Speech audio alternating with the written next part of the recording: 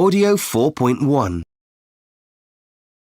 So today on Wired World, we're looking at some of the entries for this year's James Dyson Award.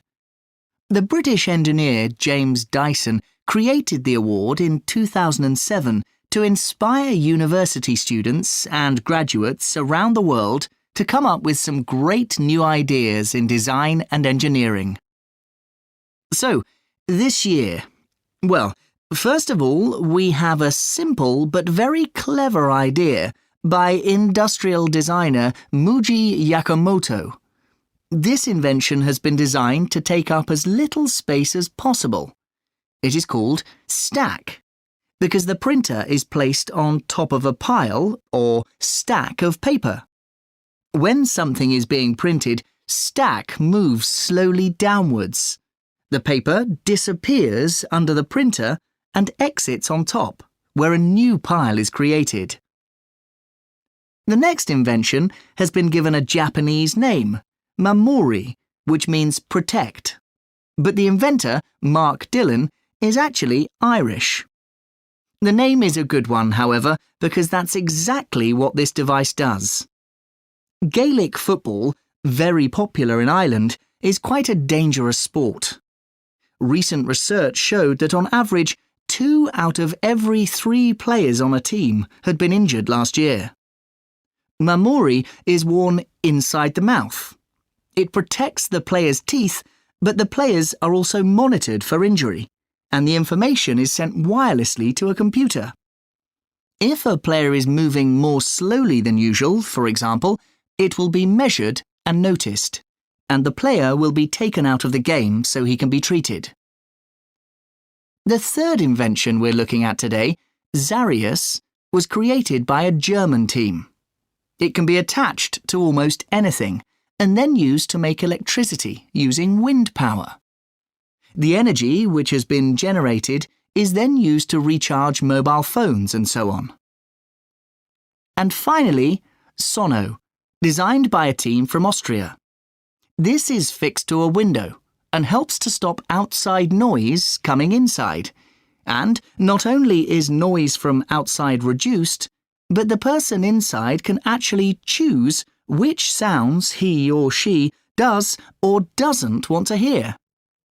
The sounds can be controlled by twisting the middle of the sono, so you can keep the sound of birds singing while getting rid of the sound of that car alarm. Amazing! Audio 4.2. The problem of drought-affected farmers may have been solved by a recent Dyson Award winner, Edward Lineker. Lineker had been inspired by Australia's worst drought in a century when he invented Airdrop. Using his system, water can be collected from the air. Lineker says the idea was given to him by the Namib beetle, which survives in the desert by collecting tiny amounts of moisture. Lineker has recently been asked to develop his device by the Chinese government and companies in the Middle East, but for now, he wants to keep working on it himself. Up until now, the system has been developed in his mum's backyard. In the future, it will be taken up to a more industrial level. Audio 4.3. 1. The problem of drought-affected farmers may have been solved by a recent James Dyson Award winner. 2. Lineker had been inspired by Australia's worst drought in a century. 3. The idea was given to him by the Namib beetle. 4. Lineker has recently been asked to develop his device by the Chinese government. 5. The system has been developed in his mum's backyard. 6. In the future, it'll be taken up to a more industrial level. Audio 4.4. Most people have particular ways of working or studying that they feel work best for them. For example, my partner always has music on while she works, whereas I prefer silence. Is this just a personal preference, or is one actually better than the other? Some of the things that scientists have been finding out about how we can be most creative might surprise you. It turns out that she's right and I'm wrong, not for the first time.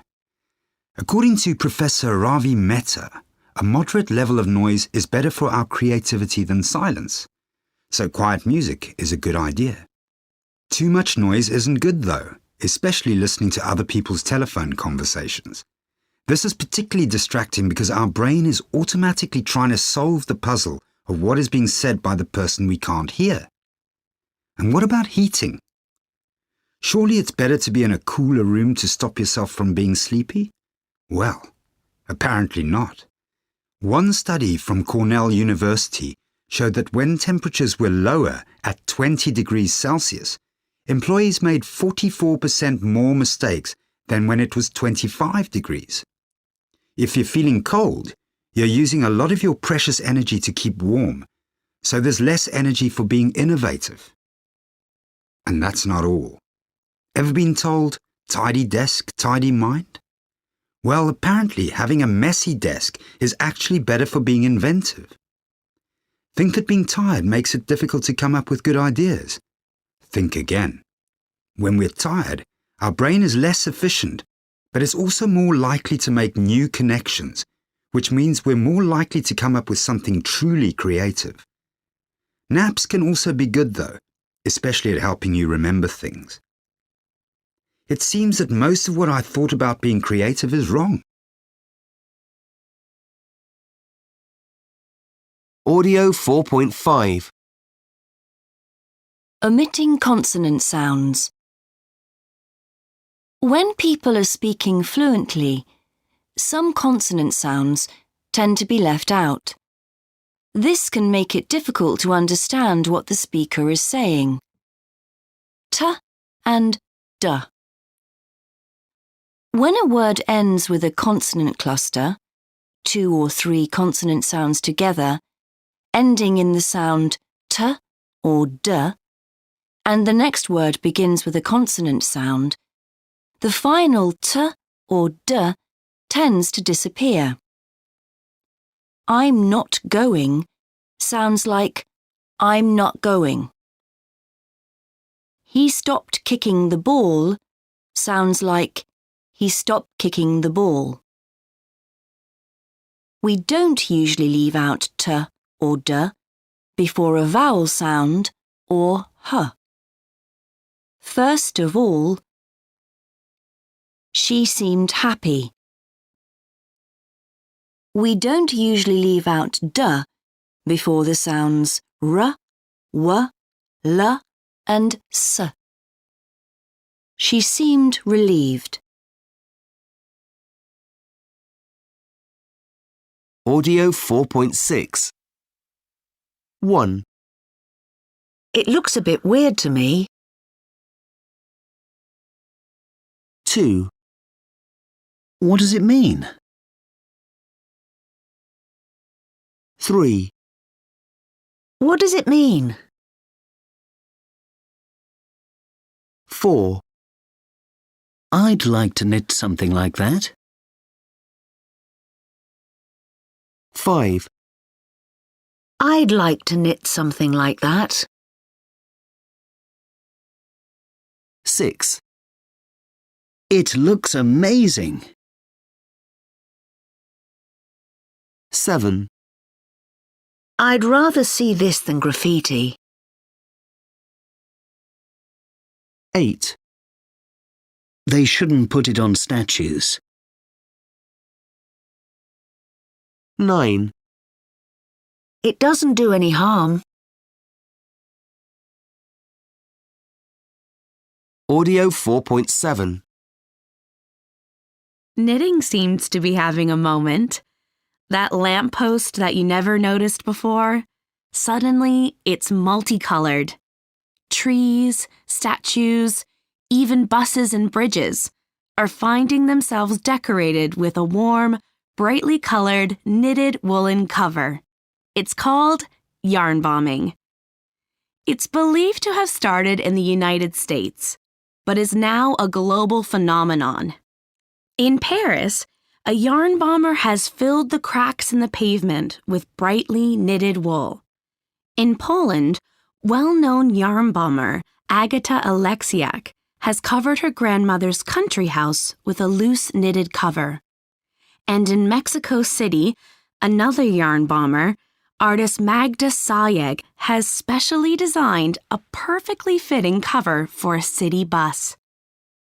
It's a kind of street art, a little bit like graffiti, but considerably less damaging as it can be easily removed.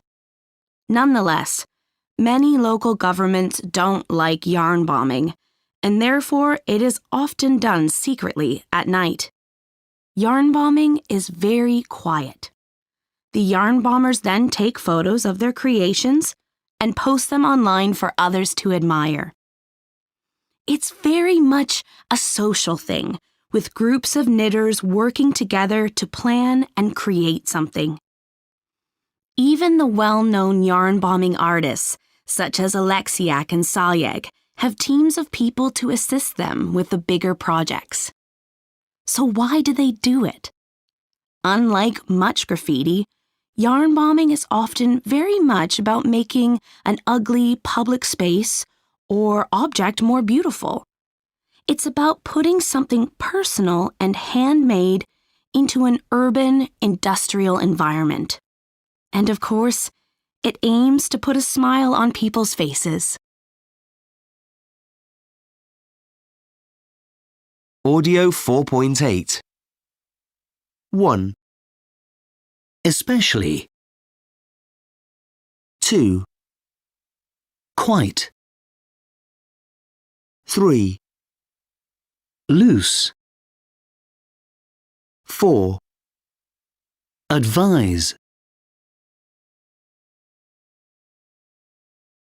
Audio 4.9.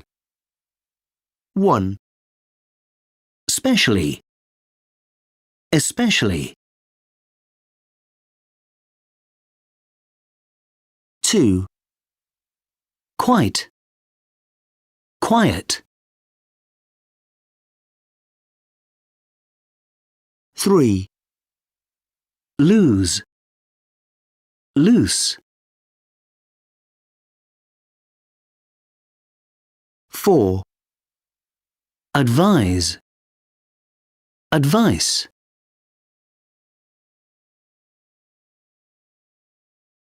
Audio 4.10.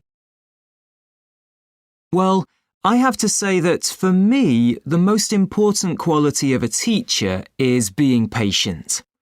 Teachers need to understand that it isn't necessarily that easy to learn something. Oh, and being kind is important too. Well, you've got a point, but if they're actually going to teach you something, they need to be more than kind and patient. They need to have good ideas too, to be creative, to be able to come up with something that will really make the lesson interesting and fun. Yes, but on the other hand, sometimes teachers create really fun lessons, but you don't really learn anything. I'm all for having fun, but I do want to get more than that out of the class, don't you? Oh, yes, obviously that's important. But I still want them to be encouraging and supportive. No, but look, it is possible for a teacher to be too nice sometimes, isn't it? Personally, I think a good teacher is quite strict. Really? Isn't that kind of teacher a bit old-fashioned? As I see it, if a teacher is motivating, the students won't want to be silly and waste time.